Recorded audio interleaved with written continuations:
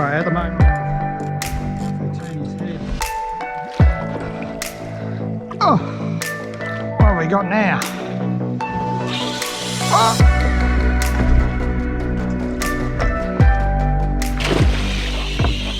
G'day, my name is Luke and this is my wife Jen, and here are our two growing boys, Liam and Elliot. We've been fishing, boating and exploring the pristine waters of the Fraser coast for about 10 years now. So subscribe and come join the adventure.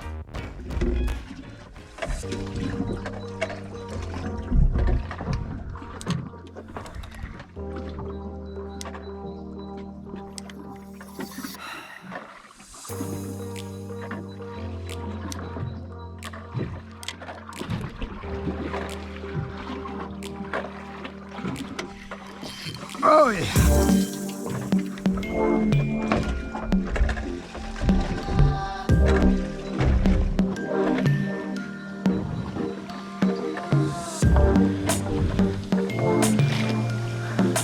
Beautiful little fish. Not quite legal, I don't think. It's the right colour, just not the right size. We'll see if we can get a bigger one. What a great start. It's only small, but I want to get it up quick because I'm getting sharked left, right and centre. Really wish it was a proper fish. Look at that, beautiful colours. G'day folks, Luke here. Thanks so much for watching. This is just going to be a short video, I think, this week. I've got a lot on this week, so I'm taking advantage of just coming out for a few hours. Kids are back at school, yes! It was a lot of fun having them home, so I shouldn't say that. Oh, I'm just jigging reef in about 25 metres of water. As you can see, beautiful day today. And I thought I'd just come out and just have a bit of a look-see in this area. I haven't come out this far or in this direction in quite a while. And as you've seen from my previous videos, we've been staying inside a fair bit. So I thought I'd just come out. First spot I went to, I'll show you the footage. Got a couple of little fish up really quick, and every time I hooked onto something decent, I just got sharked, which was a bit disappointing. So I've moved a couple of times, and this one's not showing as much life on the sounder, but it is showing life, and I haven't seen any big arches for sharks, so that's a plus. All I'm doing today, folks, really simple stuff. Locate the structure with your GPS. I'll take you through that in a second. All I'm doing is, because I'm spot locking, I've got to account for the current flow of the water, and the min coder will naturally place you. The motor takes into account current and wind, so the bow generally goes and sticks itself in the direction of where the current is coming from. Okay, so in this case the min coder is pointing that way, the current's coming this way. I've got to compensate a little bit for my lure to get down. If I drop it straight down, it's going to drift a little bit behind the boat, and I want to be as vertical as I can be. So I'm casting a little bit forward, and you can see by the line here, it's coming back to be pretty much vertical right now next to the boat. Now there's no secret to how far you cast or anything like that. It really does depend on depth of water, speed of current, weight of what you're putting down, whether it be lead with you know, some bait or a jig or a soft plastic or whatever. But it's definitely something you want to account for so that you can become as vertical as possible when you're jigging. Then all I'm doing is I'm just starting by giving a few hops. I'm being a bit quick with this one just because I've got so much weight on. I got a 100 gram jig on, just because I've lost my 40s and 60s to sharks this morning. So I'm really hoping this one will work. And once I do this a few times, if I don't get anything, what I do is I'll bring it up, wind on the way down, lift, wind on the way down, you know, five or six times, then just let it drop again. And then sometimes that's just enough to excite any fish that are down there to sort of pursue it and hit it. And sometimes they'll hit it when you're doing that. Some other times they'll wait. You know, you let it free fall again and the jig's sort of doing its thing, and they'll hit it there, and then you'll go to do it again and there'll be weight. So So this is the structure that I'm fishing. I'll just so you can see there's something down there. Find out what it is, hopefully.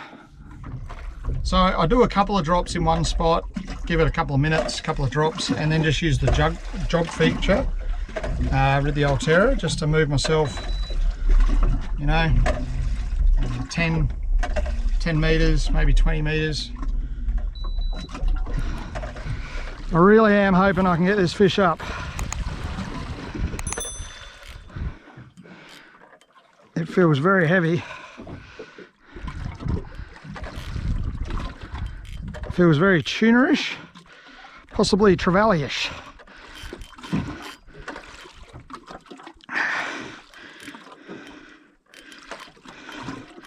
Sorry, at the moment it's just a battle of hopefully turn his head. He's got the upper hand at the moment. I'm getting a little bit back each time, but not much.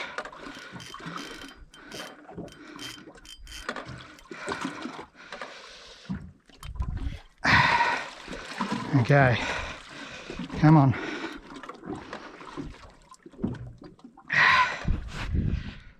Whew.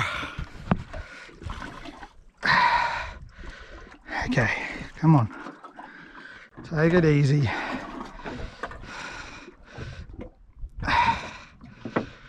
Oh, it's getting hot too.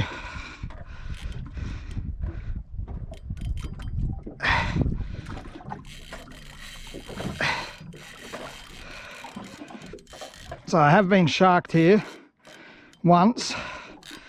I think it was a shark. Could have been a mackerel because it did hit it pretty hard. There was no real sort of run like you usually get with a shark, where it sort of just goes dead weight and then runs for a little bit. So it could have been a mackerel. I'm kind of hoping it's a mackerel, because if there's a shark around, this guy's going to be toast.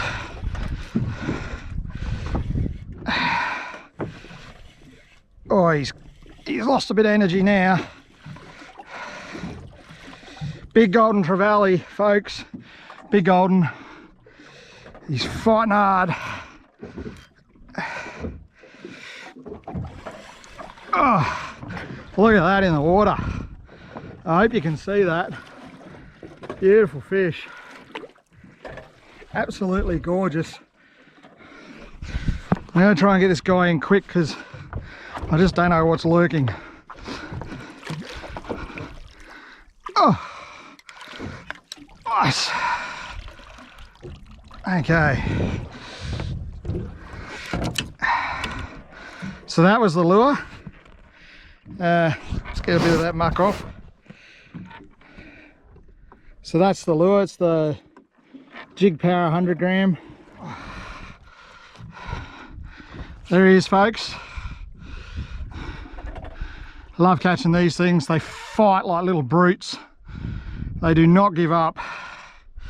No good for eating, I don't think, but great sports fish. People come from all over the world to catch these guys. I'm going to give him a quick swim because I just want to get another photo.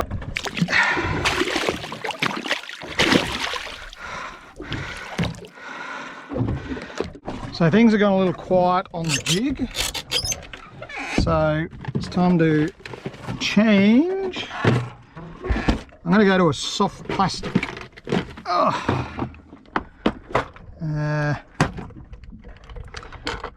1 ounce, I think. Or should I go a ½ ounce? I think I'll need a 1 ounce to get down. Alright, so I've switched to a soft plastic. Big turtle moving around. There's definitely life down there on the sounder. I definitely see stuff getting around. But things seem to have gone a bit quiet on the old jig. And I know it's not the ideal size jig for the depth and everything. So I'm going to put this soft plastic down and just give this a bit of a go. I've started with a 6-inch jerk shad. I'll just bounce it along the bottom to start with, and I'll drop the size a bit. It's got a 1 ounce jig head. We're in 25 metres. Oh. If I don't have any luck with this, I'll drop to a 1/2 ounce jig head and maybe down to a 3-inch jerk shad. What have we got now? Whoa! Could be a mackerel, I think. It's been something that's been pestering the soft plastics, so I decided to put a metal down. Oh yeah, that's mackerel. That's what's been pestering me.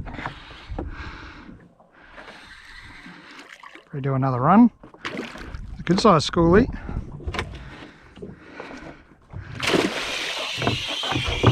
Oh, they're good like that.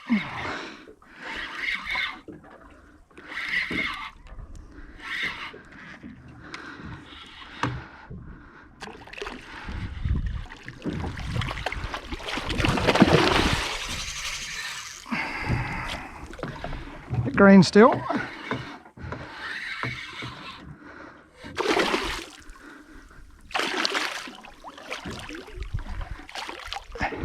Turn your head into the net. Thank you. Whew.